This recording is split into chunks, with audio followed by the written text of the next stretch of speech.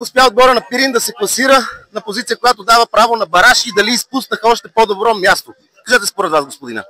Мисля, че според нас ние трябваше да бъдем един от двата отбора, които да влязат директно в групата, но така се случи, че смени треньорското ръководство в навечерието, точно 24 часа преди старта на първенството, което мисля, че беше голяма грешка. Ако смятаха да сменят треньорското ръководство, трябваше да го сменят в декември месец, да може новия треньор да си проведе подготовката на отбора, да си направи селекцията и да си изгуби вижданията и тактиката за втория полусезон. И ние стартирахме с 5 мача без победи, без точки и изпуснахме реално първото място и директната промоция. Да бъдем първи или втори, но реално трето място и варианта с баража също не е лош. Кой от отборите от първа лига бихте предпочели да се изправи срещу Пирин? Аз лично бих предпочел да играем с Крумовград на Коматево. Мисля, че е по-добър вариант отколко Ботев Враца, по проста причина, че те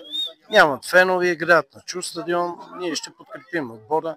Част от феновете на Пирин изразиха и притеснения, че Христо Янев познава добре отбора на Пирин и това би било едно оръжие в неговите ръце. Точно така и затова аз предпочитам лично Крумовград да играем с Крумовград, а не с Ботев Враца, тъй като мисля, че Ботев Враца е по-класен отбор.